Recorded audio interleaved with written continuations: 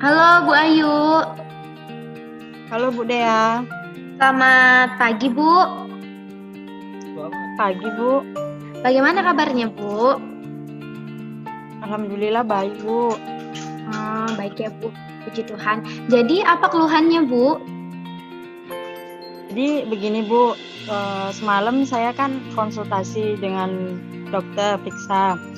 Kata dokter berat badan saya itu kurang Bu berdasarkan usia kehamilan saya. Usia kehamilan saya sekarang sudah memasuki 9 minggu Bu. Kemudian tadi usia kandungan Ibu 9 minggu. Berat badannya itu katanya kurang ya dokter. Dan Ibu itu kurus.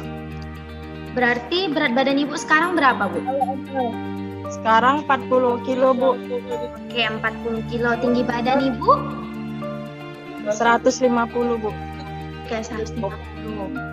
Sebentar ya Bu. Jadi Bu, memang berdasarkan dengan IMT atau yang bisa kita sebut indeks massa tubuh, itu adalah suatu ukuran untuk berat badan ideal Bu. Jadi nilai IMT Ibu itu adalah 17,78 Bu. Artinya kalau 17,78 berat badan Ibu itu kurus atau kurang Bu. Artinya Ibu berat badannya underweight. Jadi memang benar apa yang dikatakan oleh dokter, Ibu harus menaikkan berat badan Ibu. Jadi Bu Ayu, setidaknya untuk BB-nya underweight itu dia harus menaikkan selama masa kehamilan itu setidaknya 12 sampai 18 kilo. 12 sampai 18 kilo ini bukan berarti Ibu nanti waktu sudah usia kehamilannya 4 bulan Ibu harus berat badannya sudah 50 kilo. Tidak juga Bu. Jadi selama kurang lebih Ibu kan 7 bulan lagi akan melahirkan. Itu memang Ibu harus menaikkan badannya itu sampai 50 kilo lebih Bu. Jadi memang resiko untuk orang yang kurus atau berat badannya itu underweight, itu dia itu bisa keguguran Bu. Apalagi ini usia kandungan Ibu masih rentan untuk terjadi keguguran. Jadi setidaknya itu pada trimester pertama atau pada 1-3 bulan pertama berat badan Ibu itu harus naik kurangnya itu 2 kilo Bu, 2 kilogram per bulan. Jadi waktu nanti bulan depannya misalnya Ibu periksa lagi ke dokter, setidaknya Ibu sudah 42 kilo seperti itu. Terus waktu Ibu trimester kedua dan trimester ketiga pada usia kehamilan 4 bulan sampai yang ke 9 bulan, itu setidaknya Ibu bisa naik setengah kilo atau 1 kilo per minggunya Bu. Jadi terpenuhi 12 sampai 18 kilo itu pada saat Ibu akan melahirkan. Juga Bu, kalau misalnya kita berat badannya mencukupi, Ibu bisa lahir normal, Ibu bisa tercukupi untuk semua gizinya Bu. Iya sih Bu Bidan, berarti saya harus lebih banyak makan nasi ya Bu Bidan. Tapi kalau saya makan nasi, saya makan 5 suap aja, rasanya perut saya sudah begah. Sudah begah Bu Bidan. Seperti itu Bu. Apakah Ibu mengalami morning sickness? Iya Bu. Berarti pagi-pagi Ibu ini ya selalu muntah ya Bu ya? Iya Bu. Nah, kan Ibu tadi udah bilang nih kalau Ibu pagi-pagi muntah kan, itu kan tadi namanya morning sickness Bu.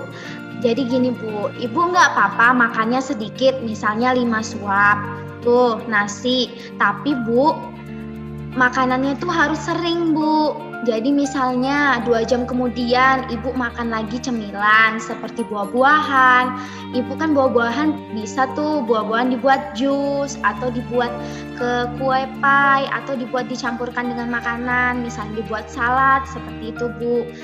Nanti kemudian siang Ibu makan nasi lagi, sore Ibu ngemil lagi, baru malam Ibu makan nasi lagi, makan malam Bu. Kemudian setelah itu Ibu bisa kalau misalnya Ibu tidak mual untuk atau tidak muntah saat minum susu, Ibu bisa minum susu juga Bu, minum susu kehamilan.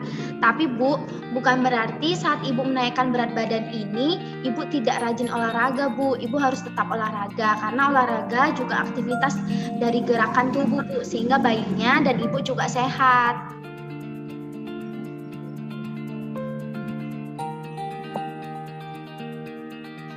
Iya ya Bu Bidan, saya kira harus makan nasi terus. Ya enggak dong, Bu. Kan biarpun BB tetap naik, makanannya kan harus tetap sehat, harus ada protein, harus ada mineral, harus ada vitamin, harus ada karbohidrat, nggak cuman makan nasi aja, Bu. Kan ibu kan orangnya kreatif nih, suka masak, ibu kan suka cari resep-resep. Kan ibu bisa, misalnya ibu lagi nggak mau makan nasi, ibu bisa ganti pakai roti selai, misalnya selai nanas kalau ibu suka. Tapi kalau selai nanas jangan banyak-banyak ya, Bu. Misalnya selai coklat atau yang lainnya. Kemudian bisa juga kentang, Bu. Kentang dibakar. Itu kan kentang juga mengandung karbohidrat, Bu. Atau misalnya ibu suka oatmeal dicampur sama susu atau sereal, seperti itu, Bu. Intinya makanannya itu harus bergizi dan sehat, Bu. Misalnya untuk mengatasi morning sickness ibu tadi, ibu misalnya pagi-pagi itu bisa minum air putih yang hangat atau minum wedang jahe, Bu. Jahenya itu dihangatin gitu, Bu. Kemudian atau enggak minum susu yang masih hangat, seperti itu, Bu. Jadi, Bu, pekerjaan ibu biasanya di rumah ngapain aja, Bu? Ya menyapu. Ibu pakaian. Ibu berarti ibu rumah tangga ya, Bu ya? Tidak ada pekerjaan Ya. di luar. Berarti waktu ibu banyak dong, waktu luangnya banyak. Jadi nanti saya kirimkan, ini ada contoh tabel, Bu, menu makanan. Mungkin bisa saya buat nanti sehari atau 2 hari. Ibu bisa mengisinya selama 1 minggu ke depannya, Bu. Di situ nanti saya buatkan, ibu bisa ganti jadwal makanannya, waktunya ya, Bu ya. Kan saya kurang tahu ibu sarapan pagi jam berapa, ibu cemilan mungkin jam berapa, seperti itu. Asalkan pokoknya ibu makannya itu sesuai, Bu, dengan jadwal tersebut, sesuai. Intinya makanannya itu bergizi dan sehat ya, Bu. Nanti ibu bisa cek bulan depan ke dokter kandungan atau ke saya juga boleh untuk melihat apakah berat badan ibu naik. Ini kesepakatan kita ya, Bu, untuk menaikkan berat badan ibu demi kesehatan ibu dan juga anak. Nanti saya kirimkan melalui WA ya, Bu ya. Baik, Bu.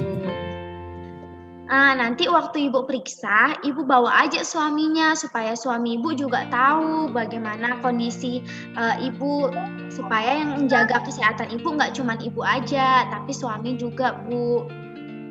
Ibu bisa bawa kok, kalau mau bawa ke dokter kandungan atau bawa ke saya juga boleh gitu. Baik, Bu, bulan depan saya akan membawa suami saya. Oke, iya, Bu. Kalau misalnya ibu ada keluhan, ibu bisa chat saya juga ya, Bu ya. Baik, Bu. Oke, Bu, masih ada pertanyaan lain atau keluhan yang lain yang ingin ibu tanyakan? Tidak, Bu, sejauh ini cuma itu saja yang ingin saya tanyakan. Oke, baik, Bu. Tetap jaga kesehatan ya, Bu ya. Baik, Bu Bidan. Baik, Bu Bidan, terima kasih ya, Bu Bidan, atas sarannya. Oke, Bu, sama-sama, Bu. Kalau ada apa-apa langsung chat aja ya, Bu. Baik, Bu Bidan.